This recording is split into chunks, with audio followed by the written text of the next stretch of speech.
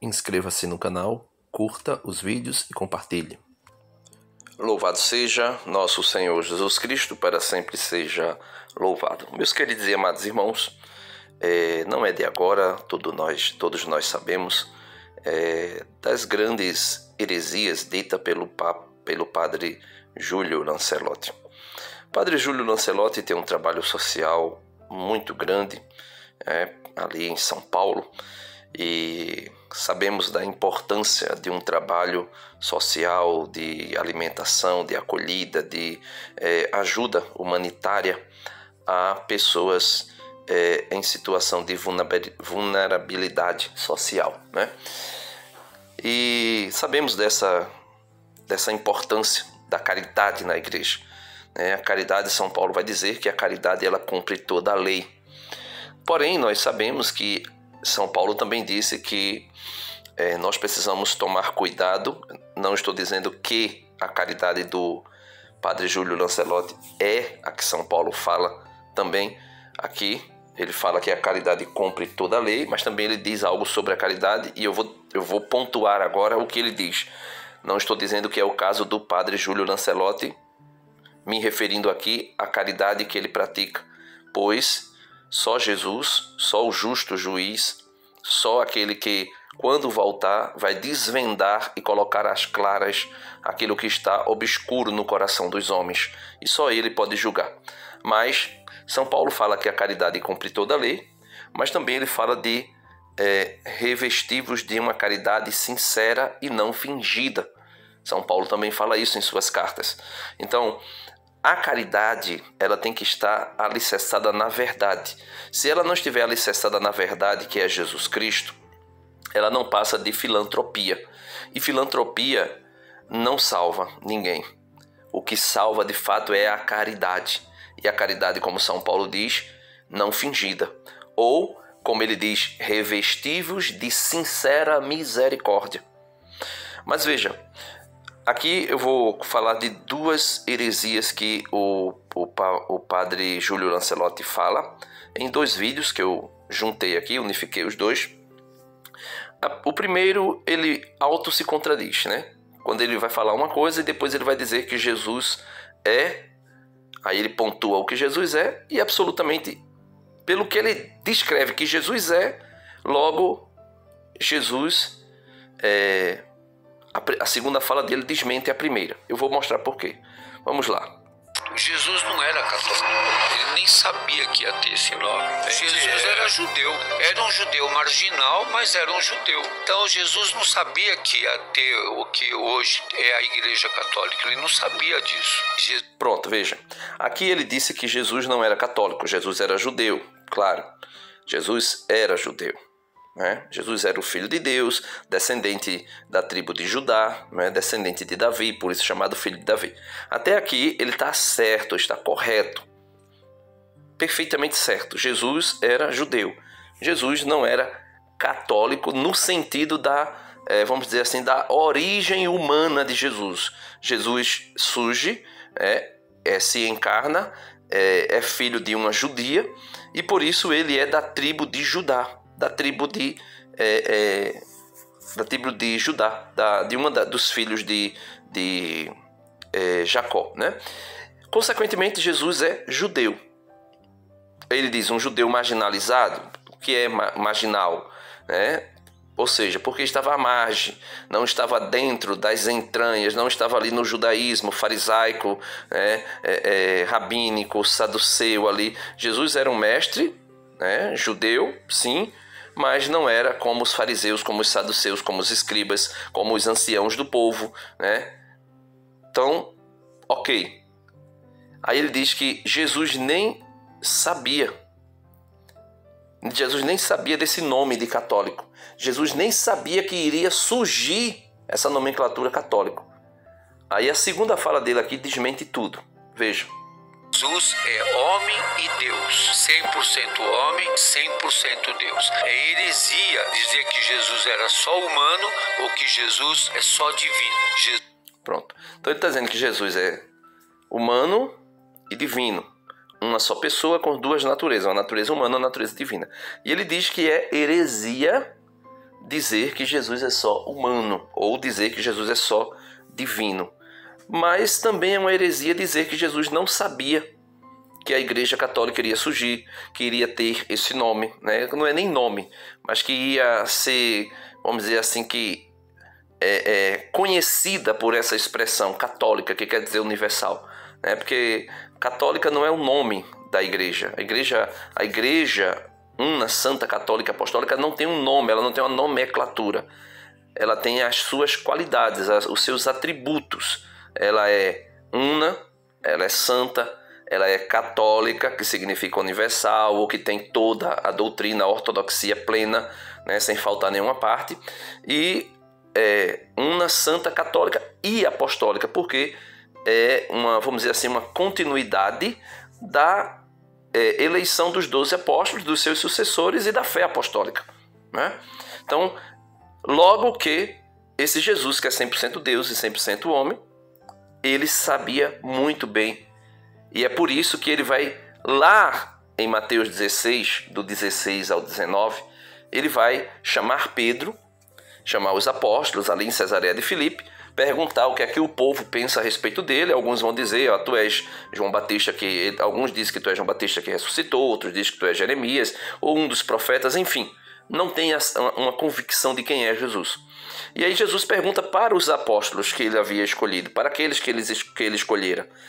E os apóstolos, na pessoa de Pedro, vai dizer, né, Senhor, tu és o Cristo, tu és o Filho do Deus vivo. E Jesus vai dizer, bem-aventurado és tu, Simão Pedro, porque não foi a carne e o sangue que te revelou isso, mas o meu Pai que está nos céus. E aí ele diz, por isso eu te digo, tu és Pedro, e sob esta pedra eu edificarei a minha igreja. Então Jesus sabia muito bem que iria existir a sua igreja, porque a igreja é uma intenção do coração de Jesus. A igreja, ela nasce do peito aberto de Jesus no alto da cruz. Quando Jesus, veja, em Mateus 16, Jesus faz a promessa da instituição da igreja. Eu instituirei a minha igreja nesta pedra, né? Lá na cruz, a igreja, vamos dizer assim, que ela é visível, a instituição dela se torna visível para o mundo todo, no peito aberto de Jesus. E em Pentecostes, a igreja, na pessoa de Pedro, o primeiro Papa, faz o seu primeiro discurso evangélico para o mundo, para dizer quem é Jesus e o que o homem deve fazer para ser salvo. Ali no segundo capítulo do Atos dos Apóstolos.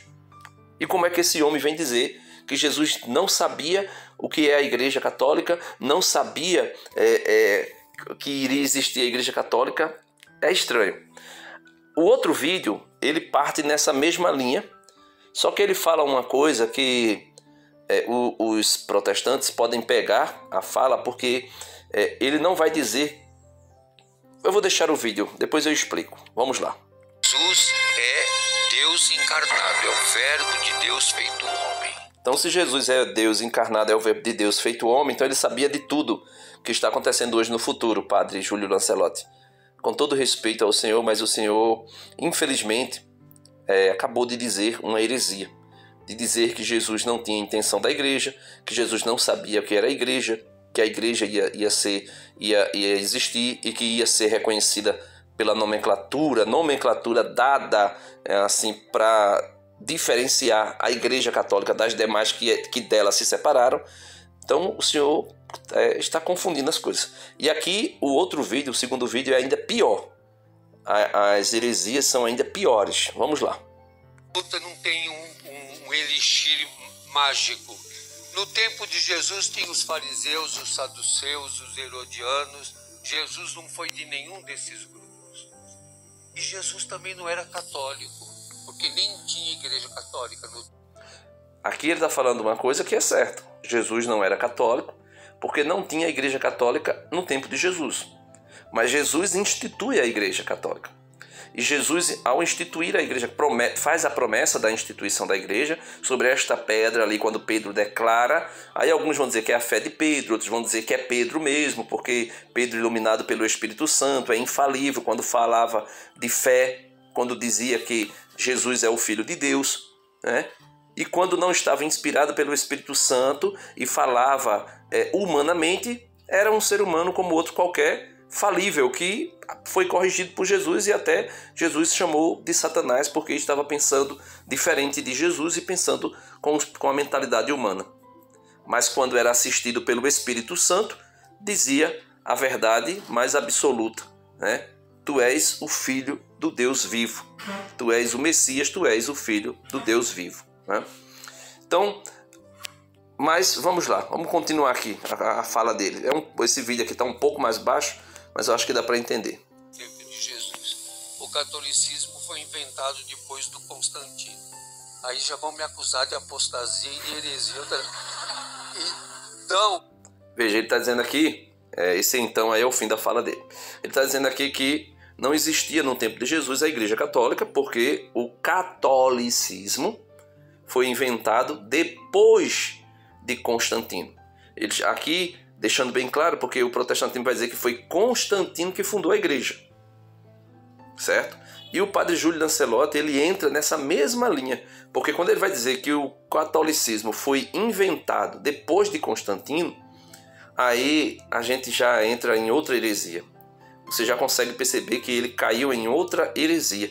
Uma heresia pior ainda, porque se Jesus promete a Pedro fundar a igreja, se Jesus, depois de fundar a sua igreja, né, ele morre no alto da cruz, a igreja ali, ela se torna visível, a fundação da igreja. Depois que Jesus ressuscita dentre os mortos, Jesus aparece aos apóstolos e dá instruções muito claras aos apóstolos sobre a confissão, sobre o perdão dos pecados, que essa apostasia, ou seja, essa apostasia não, esse poder, né?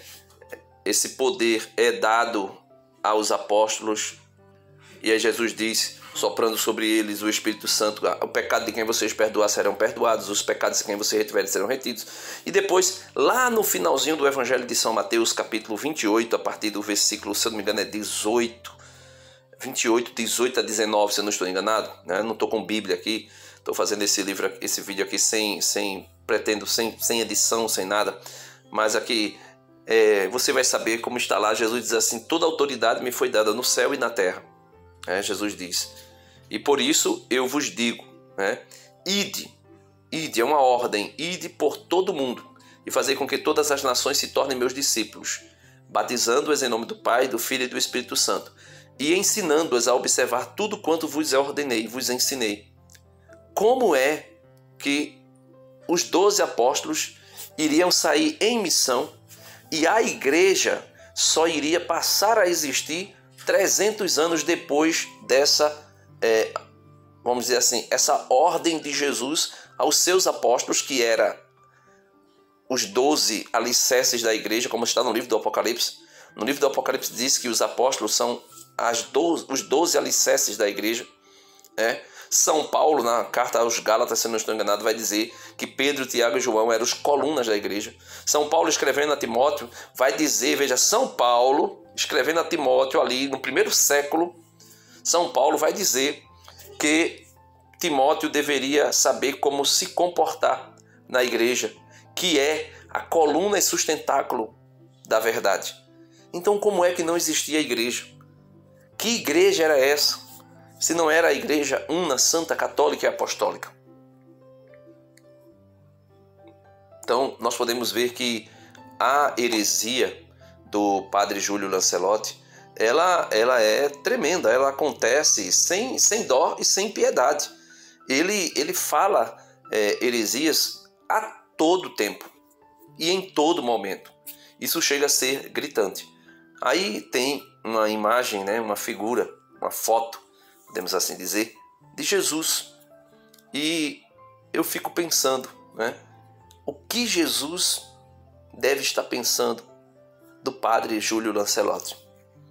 Alguém que foi ordenado presbítero da igreja para anunciar as verdades da igreja, para anunciar, para ser um com a igreja, guardião da verdade, porque a igreja é coluna e sustentáculo da verdade. Então, como é que esse homem fala tanta besteira? E o pior, no finalzinho da fala dele, ele sabe tanto que ele está errado, que ele diz: vai surgir um monte de gente para dizer que eu sou apóstata, que eu sou herege. E isso é inegável. É um herege. Não posso dizer que é um apóstata, porque alguém que apostatou da fé, abandonou toda a fé. O herege é aquele que escolhe no que crê. E Padre Júlio Lancelotti, dentro da Igreja Católica, ele tem escolhido no que crê.